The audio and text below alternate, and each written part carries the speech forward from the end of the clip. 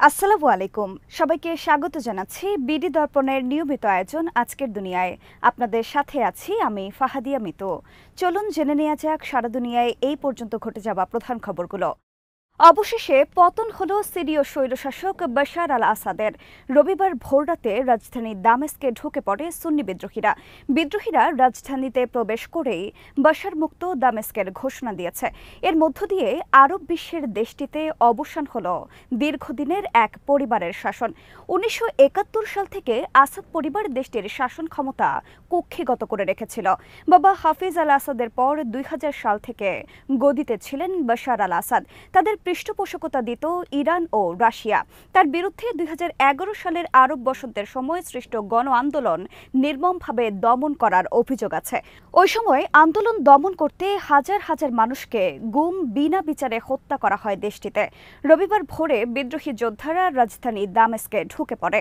রয়টার্সের প্রতিবেদনে বলা হয়েছে, সিরিয়ার প্রেসিডেন্ট বাশার আল আসাদ একটি বিমানে চড়ে দামেস্ক থেকে অজানা গন্তব্যের উদ্দেশ্যে রওনা হয়েছেন বলে দুই সিনিয়র সেনা কর্মকর্তা রয়টার্সকে জানিয়েছেন। অন্যদিকে বিদ্রোহীরা বলেছে তারা রাজধানী দামেস্কে প্রবেশ করেছে, তবে এই শহরে প্রবেশের পথে সরকারি বাহিনীকে কোথাও দেখা যায়নি। বিদ্রোহীরা বলেছে, আমরা সিরিয়ার জনগণের সাথে আমাদের বন্দীদের মুক্ত করার এবং জনগণকে শিকল মুক্ত করার এবং সেদেনায়া কারাগারে অন্যায় যুগের সমাপ্তি ঘোষণা করার খবর উদযাপন করছে। রয়টার্স বলছে, সেদেনায়া হচ্ছে দামেস্কের উপকণ্ঠে অবস্থিত এমন একটি বড় সামরিক কারাগার যেখানে সিরিয়ার সরকার হাজার হাজার বন্দীকে আটক করে রেখেছিল। এর মাত্র কয়েক ঘণ্টা আগে বিদ্রোহীরা জানিয়েছিল তারা মাত্র একদিনের লড়াইয়ের পরে সিরিয়ার তৃতীয় বৃহত্তম শহর হোমস সম্পূর্ণরূপে দখল করে নিয়েছে। এতে করে শনিবারে বাশারের ২৪ বছরের শাসন বড় ধরনের হুমকির মুখে পড়ে গিয়েছিল। এদিকে দামেস্কের প্রাণকেন্দ্রে গুলির তীব্র শব্দ শোনা গেছে বলে রবিবার সেখানকার দুই বাসিন্দা জানিয়েছেন। যদিও তাৎক্ষণিকভাবে গোলাগুলির উৎস কি তা এখনো স্পষ্ট নয় বলে রয়টার্স জানিয়েছে। অন্যদিকে রাজধানীর দক্ষিণ পশ্চিমের গ্রামীণ এলাকায় স্থানীয় যুবকরা এবং সাবেক বিদ্রোহীরা ক্ষমতা হারানোর সুযোগ নিয়ে আসাদ পরিবারের কর্তৃত্ববাদী শাসনের বিরুদ্ধে রাস্তায় নেমে এসেছেন। দামেস্ক নগরীর রাস্তায়ও অনেককে উল্লাস করতে দেখা গেছে। এর আগে মধ্যাঞ্চলীয় শহর হোমস থেকে সেনা প্রত্যাহারের পর হাজার হাজার বাসিন্দা রাস্তায় নেমে আসেন এবং স্লোগান দেন। এক প্রকার বিনা যুদ্ধেই রাজধানী দামেস্কে প্রবেশ করেছে বিদ্রোহীরা। সিরিয়ার সেনাবাহিনী তাদের সামনে উল্লেখযোগ্য কোনো প্রতিরোধ গড়ে তুলতে পারেননি। দেশটিতে বাশার আল আসাদের সরকারের সমর্থনে ইরান ও রাশিয়ার সেনা ও হিজবুল্লাহ সহ ইরানপন্থী একাধিক মিলিশিয়া গোষ্ঠীর সমর্থন থাকলেও তারাও পিছু হটেছে। মোট কথা, এক সপ্তাহ আগে বিদ্রোহীরা আলেপ্পো দখলের মাধ্যমে যেই আকস্মিক অভিযান শুরু করেছিল তাতে তারা সহজেই বিজয় অর্জন করতে পেরেছে। এক সেনা কর্মকর্তার বরাত দিয়ে রয়টার্সের এক রিপোর্টে বলা হয়েছে, সিরিয়ার আর্মি কমান্ড এক ঘোষণায় বলেছে বাশার আল আসাদের ২৪ বছরের শাসনের অবসান হয়েছে। অন্যদিকে বিদ্রোহীরা বলেছে দামেস্ক এখন বাশার মুক্ত। তারা জানিয়েছে নগরীতে প্রবেশের সময় তারা সেনাবাহিনীর কোনো পজিশন দেখতে পায়নি। বিদ্রোহীরা নগরীতে প্রবেশ করার পর নগরী জুড়ে উল্লাস করতে রাস্তায় নেমেছে লাখো লাখো মানুষ। দীর্ঘ প্রতীক্ষিত মুক্তির উল্লাসে স্লোগান দিয়েছে তারা। এছাড়া অনলাইনে পোস্ট করা বেশ কিছু ভিডিওতে দামেস্কের উমাইয়া স্কোয়ারে বেশ কিছু লোককে পরিত্যক্ত সামরিক ট্যাঙ্কের ওপর দাঁড়িয়ে থাকতে এবং আনন্দ উদযাপনে গান গাইতে দেখা গেছে। আল জাজিরা এসব ভিডিও ফুটেজের সত্যতা যাচাই করেছে।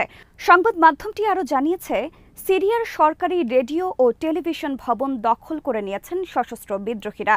একই সঙ্গে প্রতিরক্ষা মন্ত্রণালয় থেকে সিরীয় সেনাদের সরিয়ে নেবার পর সেই স্থাপনাও দখলে নিয়েছেন তারা।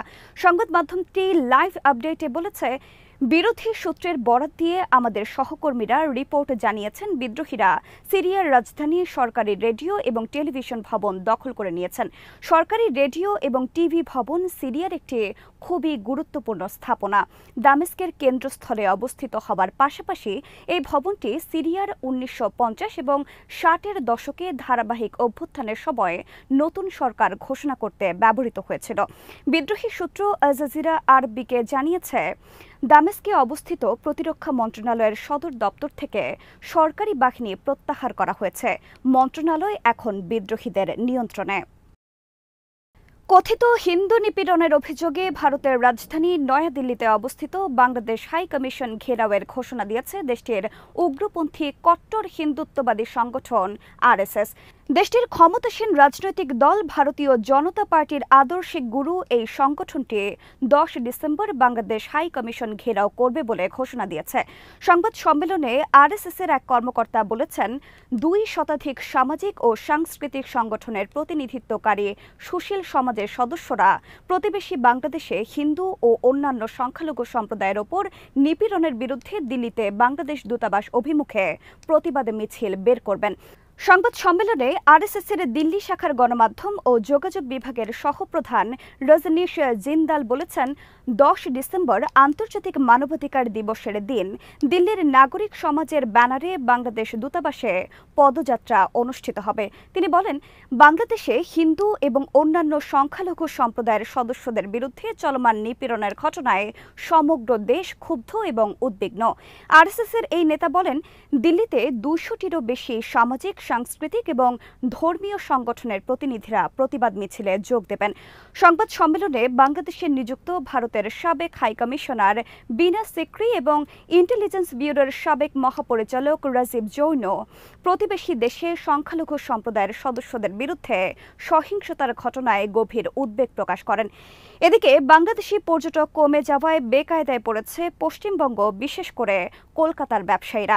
তারা বলছেন, বাংলাদেশি পর্যটকদের ভিসা বন্ধ করে দেওয়ায় তাদের ব্যবসার অবস্থা খুবই খারাপ যাচ্ছে। ব্যবসায়ীদের সংগঠন free school street and Marquis street welfare সোসাইটির যুগ্ম সম্পাদক মনোতোষ সরকার বলেন, বাংলাদেশ থেকে ক্রেতা আসা বন্ধ হয়ে যাবার পর বিভিন্ন ধরনের ক্ষুদ্র ব্যবসায়ীদের কেনাবেচা অনেকটাই কমেছে। এর মধ্যে রয়েছে মুদ্রা বিনিময় ব্যবসা, হোটেল ব্যবসা ও পরিবহন ব্যবসা। তিনি বলেন, বড়দিন ও নতুন বছরে নিউ মার্কেট ও পার্ক স্ট্রিট এলাকায় সারা ভারত থেকে মানুষ আসেন, বাইরের দেশ থেকেও আসেন, এর মধ্যে বেশিরভাগই বাংলাদেশে। এ সময় এখানকার হোটেলগুলোয় প্রায় 90% কক্ষ বুকিং থাকে, কিন্তু এবার 50%-এর বেশি খালি পড়ে আছে। অভিশংসন ভোটে জয়ী হলেন দক্ষিণ কোরিয়ার প্রেসিডেন্ট ইউন সুক ইয়োল। শনিবার পার্লামেন্টে এই ভোট অনুষ্ঠিত হয়। চলতি সপ্তাহে দেশটিতে সামরিক আইন জারি করতে তার প্রচেষ্টার কারণে জনরোষের মধ্যে এই ভোটের আয়োজন করা হয়। তবে অভিশংসন ভোটে জিতে গেলেও প্রেসিডেন্টের নিজের দলের নেতা বলেছিলেন তিনি পদত্যাগ করবেন।